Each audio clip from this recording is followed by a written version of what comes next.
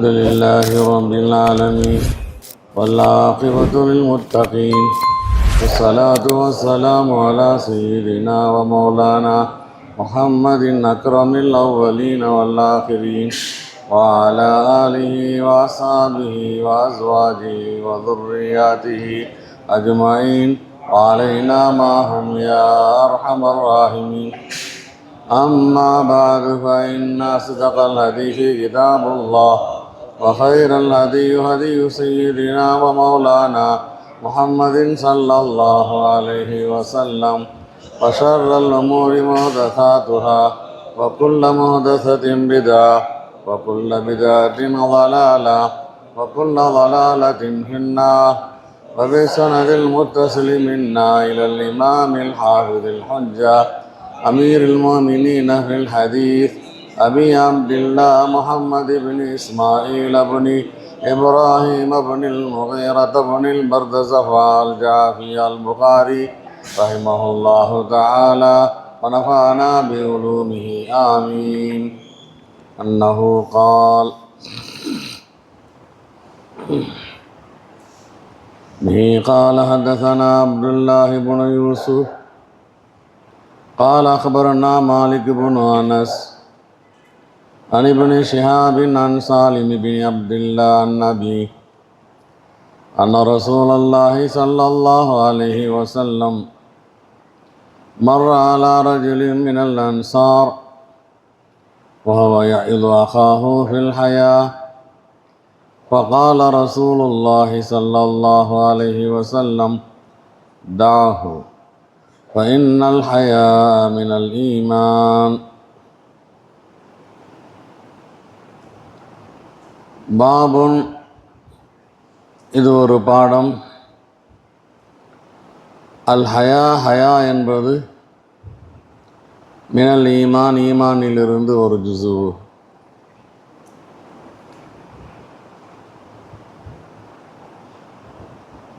ஸல்லல்லாஹு அலைஹி வஸல்லம் சொன்னார்கள்,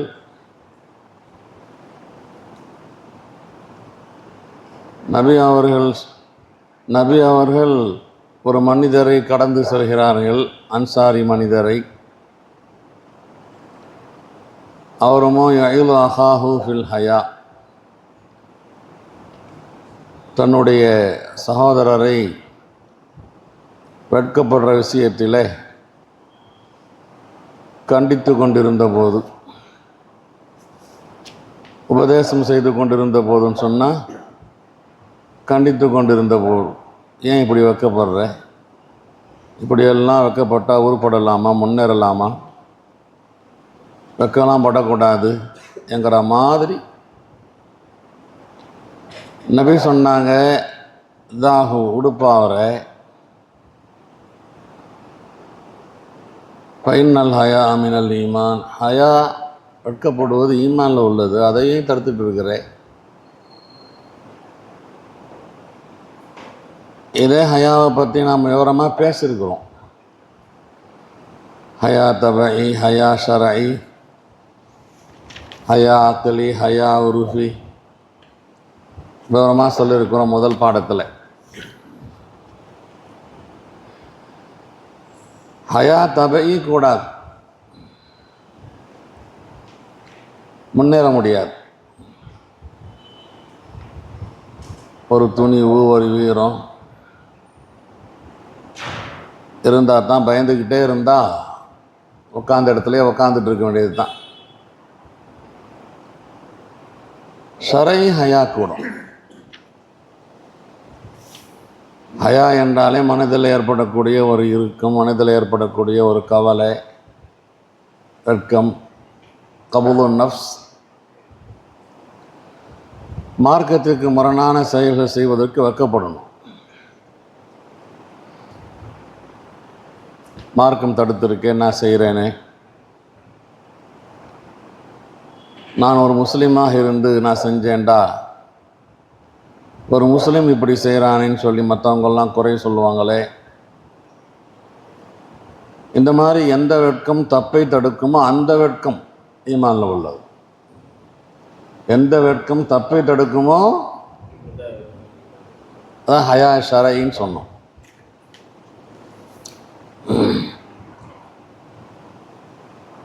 அக்லி ஷரை, உருஃபி ஷரை. ஷரை ஹயா இருக்கிறது, அதை செஞ்சிட்டாங்க. அந்த வெக்கத்தெல்லாம் கம்கட்டில் வச்சு அடக்கிட்டு ஓட பரவாயில்ல, எவன் என்ன நினச்சா எனக்கு என்ன என்ற முறையில் செயல்பட்டால் ஃபாசிக் என்கிற பேர் வரும். குற்றவாளி, பாவி. அக்லி ஹயா, அக்லி ஹயா இல்லை, அவனை நம்ம சொல்லுவான் பைத்தியக்காரன்,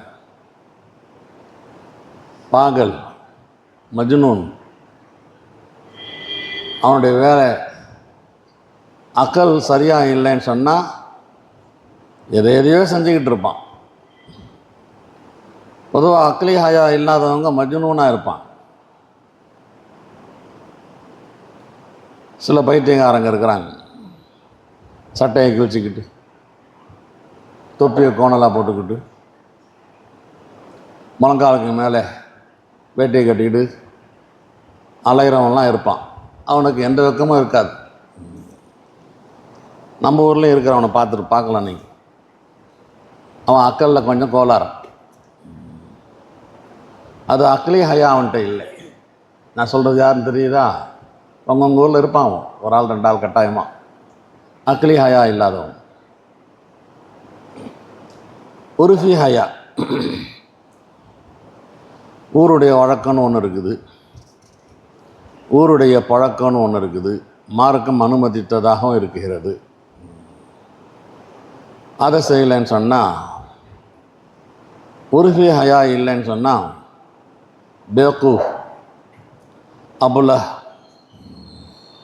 நாகரிகம் தெரியாதவன், எங்கே எப்படி நடக்கணும்னு தெரியாதவன் என்றெல்லாம் பேசிக்கிட்டு இருப்போம். இந்த ஹதீஸ் இங்கே வந்திருக்கிறது.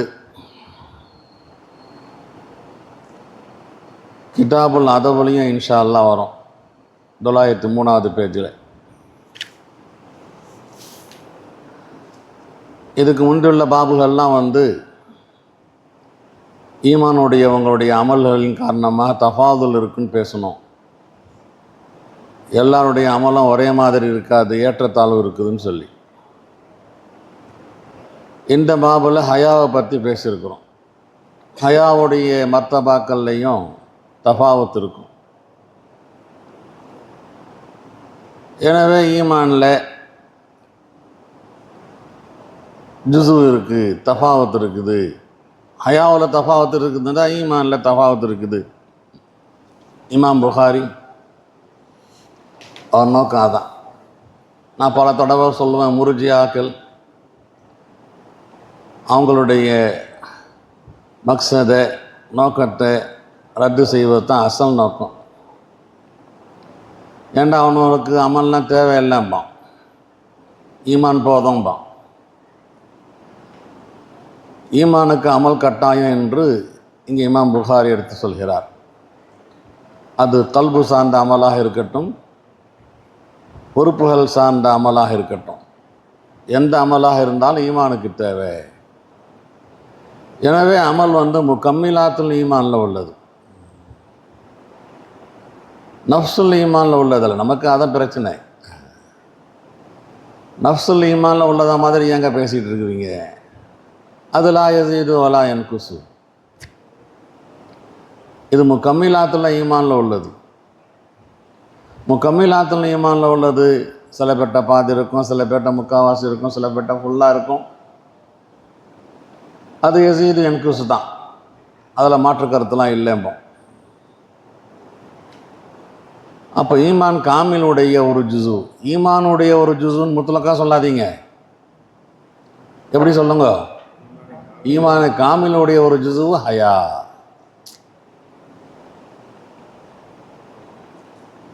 பாபுன்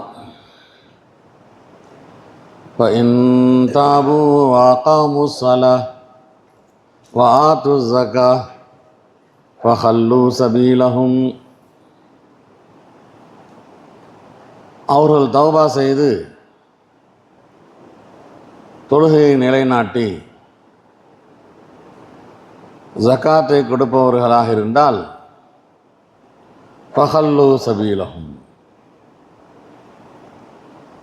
அவர்களுடைய வழியில் அவங்கள விட்டுடுங்க.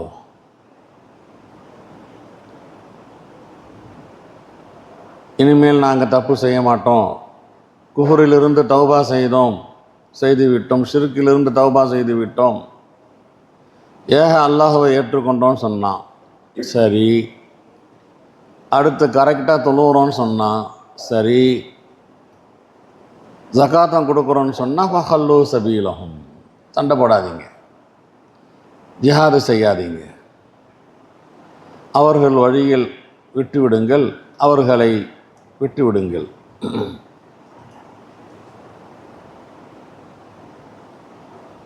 பிஹி قال حدثنا عبد الله بن محمد المسندي قال حدثنا أبو روح الحرمي بن عمارة قال حدثنا شعبة عن واقد بن محمد قال سمعت أبي يحدث عن ابن عمر أن رسول الله صلى الله عليه وسلم قال, நபி சொன்னாங்க, உமிர்து அன் உகாத்தில நாஸ், ஜனங்களிடத்திலே நான் போரிட வேண்டும் என்று எனக்கு கட்டளையிடப்பட்டிருக்கிறது. உமிர்து, எனக்கு கட்டளையிடப்பட்டிருக்கிறது, நான் ஏவப்பட்டுள்ளேன். அன் உகாத்தில நாஸ், ஜனங்களிடத்திலே நான் கித்தால் செய்யணும், சண்டை செய்யணும், போர் செய்யணும். எது வரைக்கும்? ஹத்தா யஷ்ஹது அல்லா இலாஹா இல்லல்லாஹ் வ அன்ன முஹம்மதுர் ரசூலுல்லாஹ் என்று சொல்லுகின்ற வரை. அது மட்டுமல்ல, வ யுகீமு ஸலா, தொழுகையை நிலைநாட்டுகின்ற வரை. வ யூத்து ஸகா, ஜகாத்தை கொடுக்குகின்ற வரை. ஃபைதா ஃபாலு தாலிக்கு, இதை அவர்கள் செய்துவிட்டால், அசமு மின்னி திமாகும், அவர்களுடைய உயிர்களுக்கு என்னிடமிருந்து பாதுகாப்பை பெற்றுவிட்டார்கள். அம்வாலகம், அவர்களுடைய பொருளாதாரத்திற்கு என்னிடமிருந்து பாதுகாப்பு பெற்றுவிட்டார்கள். இல்லா பிஹக்கில் இஸ்லாம், இஸ்லாத்தின் உரிமையை கொண்டே தவிர. இஸ்லாத்துக்கு வந்துடுவாங்க, இஸ்லாத்துக்கு வந்ததுக்கு பின்னால் இஸ்லாம் செய்யக்கூடாதுன்னு சொல்லும், அதை செஞ்சால் உன்னுடைய கையை வெட்டுவோம், உன்னுடைய உயிரை போக்குவோம் என்றெல்லாம் ஹத்து இருக்குது. அந்த மாதிரி எதாவது செஞ்சால் அது வேற சீஸ். வஹிசாபுஹும் அலல்லாஹ், இவர்களை பற்றிய கேள்வி கணக்கு அல்லாஹ் இடத்தில் இருக்கிறது. நம்ம உள்ளாலாம் நோண்டெல்லாம் பார்க்க மாட்டோம், கல்புல ஏமாற்ற சொல்கிறானா உண்மையாகவே சொல்கிறானான்னு சொல்லி. அதெல்லாம் அல்லாஹ்வுடைய வேலை. ஹிசாபுஹும் அலல்லாஹ்.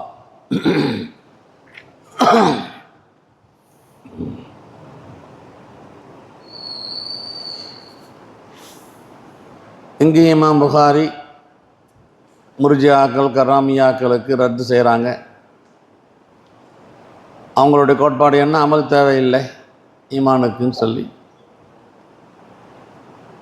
இந்த ஆயாத்துகள், இந்த ஹதீஸ் எல்லாம் இந்த அமல் தேவை, இந்த அமல் தேவை, இந்த அமல் தேவைன்னு சொல்லி நல்லா பச்சையாக தெளிவாக எடுத்து சொல்கிறது. இப்போ முர்ஜியாக்களை எந்த அடிப்படையில் சொல்கிறீங்க ஈமான் போதும் அமல் தேவையில்லைன்னு என்று இமாம் புகாரி பேசுகிறா.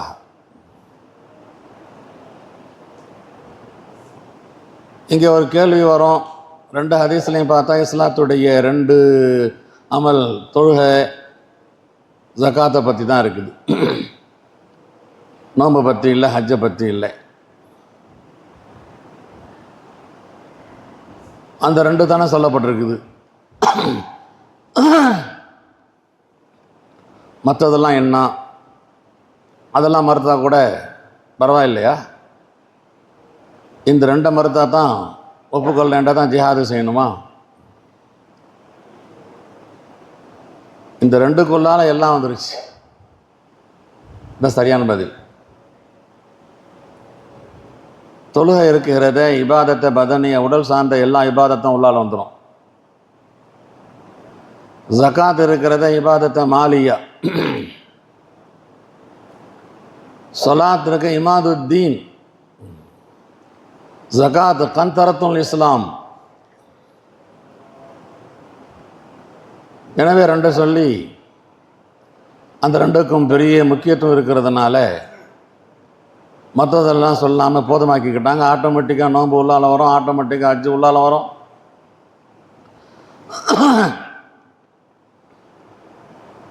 எந்த அமலாக இருந்தாலும் இபாதத்தை பதனியாவாக இருக்கும் அல்லது இபாதத்தை மாலியாவாக இருக்கும். அல்லது நபி அவர்கள் இதை சொல்லும்போது நோன்பு ஹஜ்ஜெலாம் கடமையாக இல்லாமல் இருந்திருக்கலாம். எனவே ஜக்காத்தையும் தொழுகையும் சொன்னாங்கன்னு ஒரு பதில் இருக்குது. அந்த பதிலை விட நான் சொன்ன இந்த பதில் ரொம்ப பொருத்தமானது, ரொம்ப பெரிய முக்கியமானது. ரெண்டு, ஒன்று இபாதத்தை பதனியா, இன்னொன்று இபாதத்தை மாலியா. இந்த ரெண்டுக்குள்ளால இஸ்லாத்துடைய எல்லா அமல்களும் வந்துடும். இந்த இடத்துல ஈமான் கொள்ளணும், தொழுவணும், ஜகாத்து கொடுக்கணும் இருக்குது.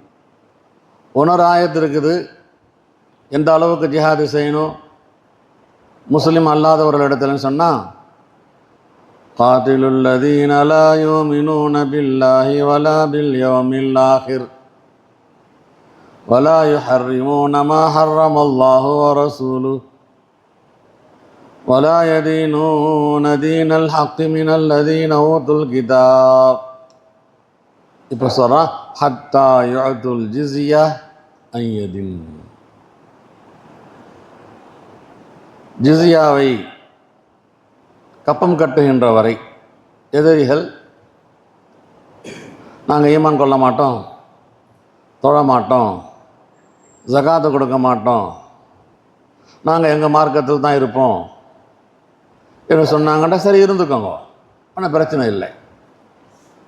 நீங்கள் எங்களுக்கு கீழ்ப்பணிந்து இருப்பதற்கு அர்த்தமாக தலைக்கு இவ்வளோ ரூபா காசு கொடுத்துடணும், பணம் கொடுத்துடணும், கப்பம் கட்டணும். சாகிரும்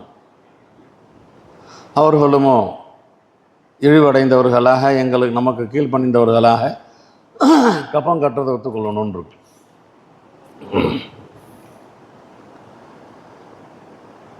அப்போ அது இங்கே இல்லையே இந்த ஆயத்தில்.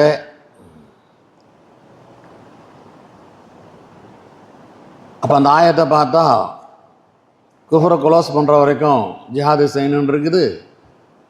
மேலே உள்ள விஷயங்களை இத்தாப்போ பார்த்தா, இந்த ஆயத்தை பார்த்தா குஃப்ரு இருந்தால் கூட பரவாயில்லை, காஃபிராக இருக்கலாம். ஆமாம், ஜிஹாதின் நோக்கம் குஃப்ரை க்ளோஸ் பண்ணுறதல்ல.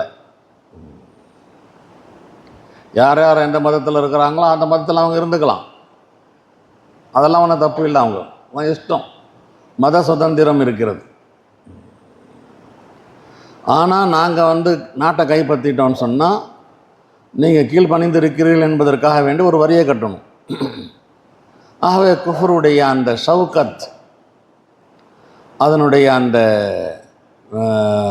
வீரம், அதை உடைக்கணும். அதான் அசல் நோக்கம். லியுல்ஹிரஹு அலத்தீனி குல்லிஹி, இந்த தீனுல் இஸ்லாத்தை எல்லா மார்க்கத்தை விட வெளிப்படுத்தணும், தலைமையாக ஆக்கணும் என்பது தான் அசல் நோக்கம். லி தகூன கலிமத்துல்லாஹ் ஹியல் உலியா, லா இலாஹ இல்லல்லாஹ் முஹம்மதுர் ரசூலுல்லாஹ், அது உயர்ந்ததாக இருக்கணும். அல்லாஹ் அக்பர் உயர்ந்ததாக இருக்கணும். ஜெய் ஸ்ரீராம் இருக்கிறதே அது உயர்ந்ததாக இருக்கக்கூடாது. கலிமத்துல்லாஹ் ஹியல் உலியா. நேற்று கூட அந்த மோடி ஜெய் ஸ்ரீராம் சொல்ல என்ன சொல்கிறான்? ஜெய் அதான் இல்லை, இன்னொரு சாமி ஒரிசாலை விட்டு கிடச்சிச்சுன்னா அங்கே ஒரு பிரபலமான சாமி ஒன்று இருக்குது. அந்த சாமியுடைய பேர் இல்லை இல்லை இல்லை இல்லை எல்லாம் சொல்கிறாங்க. இது வரைக்கும் ஜெய் ஸ்ரீராம் ஜெய் ஸ்ரீராம்னு சொல்லிக்கிட்டு இருந்தவர் இன்றைக்கி சாமியை மாற்றிட்டார். ஏன்? அந்த ராமருடைய கோயில் கட்டின 5 பாராளுமன்ற தொகுதியிலையும் தோற்று போயிட்டான். அதுதான் ரொம்ப பெரிய பாயிண்ட்டாக வச்சுக்கிட்டு செயல்பட்டுக்கிட்டு இருந்தாங்க. ஆனால் அல்லாஹ் ஜல்ல ஷானஹு வ தஆலா அந்த பக்கத்திலேயே அந்த ராமரை அவங்களுடைய நம்பிக்கையின் பிறார் என்ன செய்யலை, நீ ஏன் இந்த அளவுக்கு என்னை தூக்கி வச்சுக்கிட்டு மற்றவங்கெல்லாம் கேவலப்படுத்தி அப்போல்லாம் செஞ்சுன்னு கோச்சிக்கிட்டார் போலுக்கு அவர்.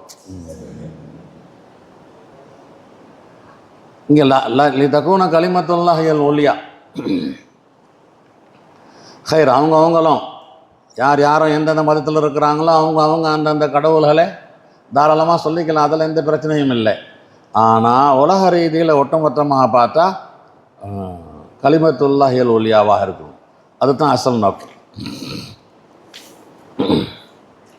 இந்த இடத்துல ஒரு விஷயத்தை நம்ம புரியணும். தாரிக்கு சலாத், தொழுகையை விடுபவர்கள், இஸ்லாம் என்ன சொல்கிறது தொழாதவங்களை பற்றி? இமாம் அஹமது சொல்லுவாங்க, தொழாதவர்கள் காஃபிர், எனவே முர்த்தத்தா ஆயிட்டாங்க என்பதற்காக வேண்டி கொல்லப்பட வேண்டும்னு சொல்லுவாங்க. அவங்களுடைய மதுஹபில் தாரிக்கு சலாத்து முர்த்தத், முஸ்லீம் அல்ல. முர்த்தத்துக்கு என்ன சட்டமோ அந்த சட்டத்தை, கத்தல் தான் சட்டம் முர்த்தத்துக்கு. எனவே தாரிக்கு சலாத்தை கத்தல் செய்யணும்பாங்க. இமாம் ஷாஃபி இமாம் மாலிக்கும் கத்தல் செய்யணும்னு தான் சொல்கிறாங்க. அவங்களும் ஏன் கத்தல் செய்ய சொல்கிறீங்கன்றா பதில் வேறையாக இருக்கிறது. முர்த்ததெல்லாம் இல்லை, தொழாதவன். ஹத்து, தொழாத கையை வெட்டுறது திருநா. விபச்சாரம் செஞ்சுட்டா என்ன செய்யணும்?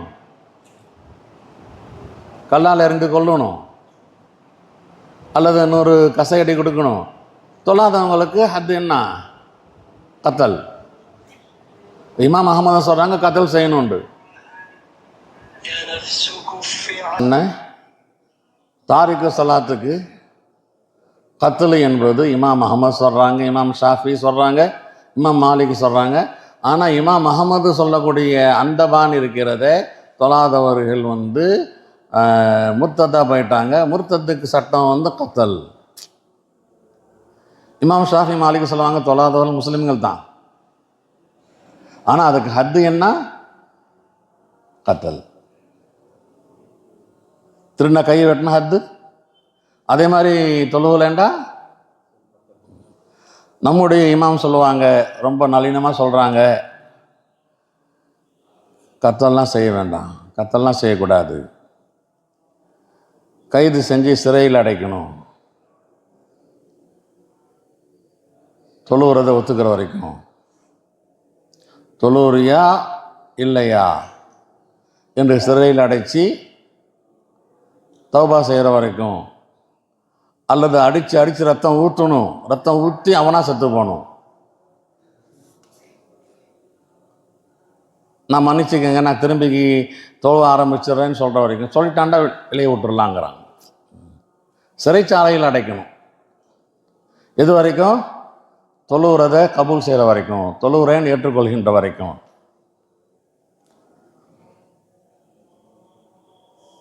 அப்போ இந்த ஹதீஸை தான் 3 இமாம்களும் ஹதீஸா ஆதாரமாக காமிக்கிறாங்க. ஆனால் இந்த ஹதீஸில் கொல்லணுங்கிறதெல்லாம் ஒன்றுமே இல்லைங்க. புரியுதா? கத்தலுக்கு இங்கே வார்த்தையே இல்லை. தவறாக ஆதாரம் எடுத்துருக்குறாங்க அவங்களுடைய ஆய்வில். தக்கியுத்தீன் இப்னு தக்கீக்குல் ஈதுன்னு ஒரு இமாம் இருக்கிறாங்க. முதல்ல அவங்க மாலிக் மதுஹபில் இருந்தாங்க, அப்புறம் ஷாஃபியாக மாறிட்டாங்க. ரொம்ப நீதமாக சிந்திப்பாங்க. மதுஹபடி தாசுபெல்லாம் அவங்களுக்கு இருக்காது. அவங்க கிதாப் ஃபவாயிதுல் அஹ்காம்னு இருக்குது. அவங்க தான் சொல்கிறாங்க, இந்த ஹதீஸில் தாரிக்கு சலாத்தை கத்தல் செய்யணுன்னு சொல்கிறது சரியான ஆதாரம் இல்லை. இந்த ஹதீஸில் முகாத்தலா இருக்குது. என்ன இருக்குது? முகாத்தலா. முகாத்தலா வேற, கத்துலு வேற. கத்துலில் உயிர் போகிறது கட்டாயம், முக்காத்தலாவில் உயிர் போகவும் செய்யலாம், உயிர் போகாமல் தப்பிக்கவும் கித்தால் செய்யணும், சண்டை செய்யணும்னு தான் இருக்கு. முக்காத்தலா என்றால் என்ன? இந்த ஹதீஸில் இந்த ஆயத்தில் என்ன இருக்கிறது? முக்காத்தலா இருக்கிறது. முக்காத்தலா என்றால் சண்டை செய்கிறது. சண்டை செஞ்சுட்டு இருக்கும்போது ஒரு ஆள் மௌத்தா போயிட்டா அது வேற விஷயம்.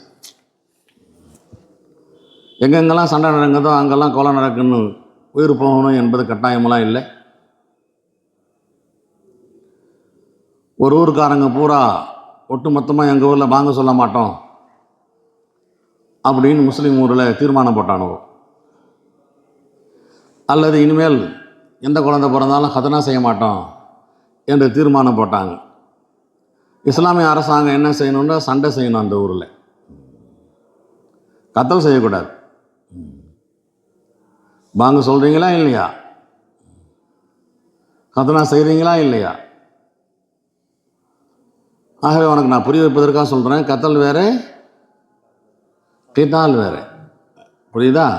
கத்தல் வேறு, முக்காத்தாலா தான்.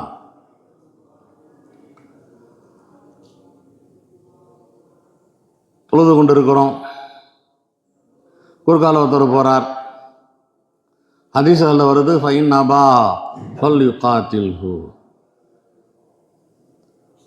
தட்டி விடுவோம். உன் இடத்துல நின்றுக்கிட்டே உன் கை நீட்டுற அளவுக்கு தான் போகிறான்னா தட்டலாம் தானே.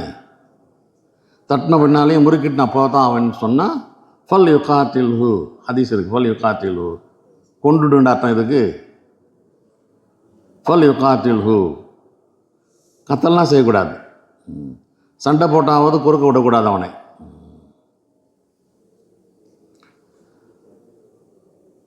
ஸல்லல்லாஹு அலைஹி வஸல்லம் சில பேருக்கு உதவி செய்கிறாங்க, சில பேருக்கு உதவி செய்யல.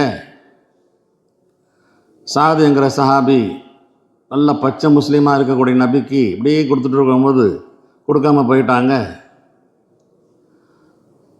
அப்போ அவங்க கொடுக்கறதுக்கு வல்லாஹி ஒரு மூமின் அப்படின்னு சொன்னாங்க. அவன் முஸ்லீம், ரெண்டாவது தடவையும் மூமின், வல்லாஹி மூமின். கடைசியில் சொன்னாங்க கித்தாலன் யாசா, நான் சொல்ல சொல்ல திரும்ப திரும்ப என்கிட்ட சண்டையாக போடுற, அங்கேயும் கித்தால் பயன்படுத்தியிருக்காங்க பாரு. என்னை வெட்ட வரியா, என்னை கொலை செய்ய வரியா என்கிற பொருள்லாம் இல்லை. ஹயர், இந்த கத்தல் செய்யணும் என்பதற்கு ஆதாரமாக இந்த ஹதீஸ் எடுத்திருக்கிறத நாம் சரியான ஆதாரம்னு ஏற்றுக்க மாட்டோம்.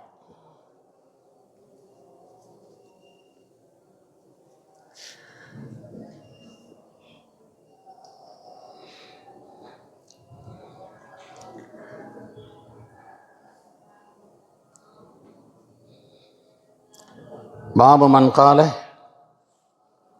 இன்னல் ஈமான் ஹுவல் அமல்.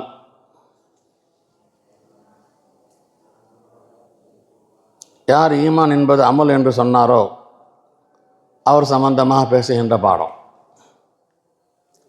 ஈமான் அமல், ஈமான் ஒரு அமல். ஈமான் கொள்கை சம்பந்தமான, நம்பிக்கை சம்பந்தமான விஷயம் மட்டுமல்ல, அது ஒரு அமல். ஆதாரம் சொல்கிறாங்க, வத்தில்கல் ஜன்னத்துல்லதி ஊரிஸ்துமுஹா பிமா குன்தும் தாமலூன் வகால இத்தத்தும் மின் அஹ்லில் இல்ம் ஃபீ கௌலிஹி தஆலா ஃபவரப்பிக லனஸ்அலன்னஹும் அஜ்மஈன் அம்மா கானு யாமலூன்.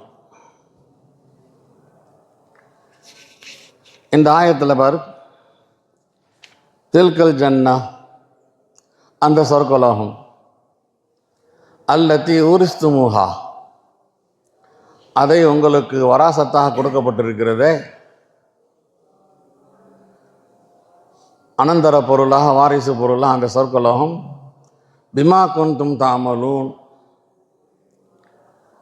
நீங்கள் அமல் செய்து கொண்டிருந்தீர்களே அதற்கு பகரமாக, அதற்காக என்று இங்கே இருக்கிறது. இப்போ சொர்க்கலோகத்துக்கு போகணுன்னா ஈமான் தேவைன்னு நீங்களும் ஒத்துருக்கீங்க, நம்மளும் ஒத்துருக்குறோம். அல்லாஹ் தஆலா பிமா குன்தும் தஅமலூன் இங்கே சொல்லியிருக்கிறான். இந்த தாமலனுக்குள்ளால் ஈமான் வருதா இல்லையா சொல்லுங்க? தாமலனுக்குள்ளால் ஈமான் வருதா இல்லையா? இமாம் புகாரி பேசுகிறாருப்பா, வருது. அப்போ ஈமான் என்பது அமல். எந்த சந்தில் எந்த பந்தில் உள்ளால் பூந்து வராரு? பிமா குன்தும் தஅமலூன். ஈமான் இல்லைண்டா சொர்க்கத்துக்கு போக முடியாது. அல்லாஹ் இங்கே பிமா குன்தும் தஅமலூன்னு சொல்லியிருக்கிறான். ஈமான் அமலுக்கு உள்ளால் வந்துருச்சு. எனவே ஈமான் அமல். ஈமான் இத்தத்தும் மின் அஹ்லில் இல்ம் ஃபீ கௌலி தஆலா. இந்த ஆயத்துலையும் நிறைய ஆலிம்சாக்கள்லாம் சொல்கிறாங்க, ஃபவரப்பிக்க, உன்னுடைய ரப்பின் மீது சத்தியமாக, லனஸ்அலன்னஹும் அஜ்மஈன், எல்லாத்தையும் விசாரிப்போம், அவர்கள் அனைவரையும் விசாரிப்போம். அம்மா கானு யாமலூன், அவர்கள் அமல் செய்து கொண்டிருந்தார்களே அதை பற்றி. இந்த அம்மா கானு யாமலூனுக்கு ஆலிம்கள் சொல்கிறாங்களா, லா இலாஹ இல்லல்லாஹுவை பற்றி. அம்மா கானு யாமலூன், இதுக்கு தஃப்சீரு லா இலாஹ இல்லல்லாஹ். இந்த அடிப்படையில் பார்த்தா லா இலாஹ இல்லல்லாஹ் அமல், ஈமான் அமல். வகால லிமிஸ்லி ஹாதா, லிமிஸ்லி ஹாதா ஃபல்யஅமலில் ஆமிலூன், அமல் செய்பவர்கள் இதை போன்றதற்கு அமல் செய்யவும். இங்கேயும் காஃபிர்களை பார்த்து நீங்களும் இந்த மோமின்கள் மாதிரி ஈமான் கொண்டு லா இலாஹ இல்லல்லாஹ் சொல்லுங்கோ என்கிற கருத்து அடிப்படையில் இந்த ஆயத்து வந்திருக்கிறது. எனவே ஈமான் என்பது அமல் தான். அமல் வேற ஈமான் வேறன்னு சொல்லிட்டு இருக்கிறீங்களே, இல்லை இல்லை, ஈமானுக்கு அமல் தேவையில்லைன்னு சொல்லிட்டு இருக்கிறீங்களே முர்ஜிஆக்களே, ஈமான்டாவே அமல்னு வந்துருச்சு. இமாம் புகாரி மதஹப் தானே, ஈமான் என்பது தஸ்தீகுன் பில் கல், இக்ராரும் பில் லிசான். அமல் இல்லைன்னா ஈமான் இல்லை.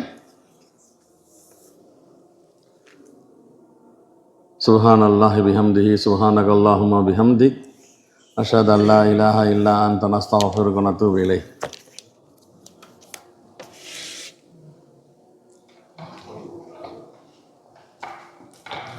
வாங்க.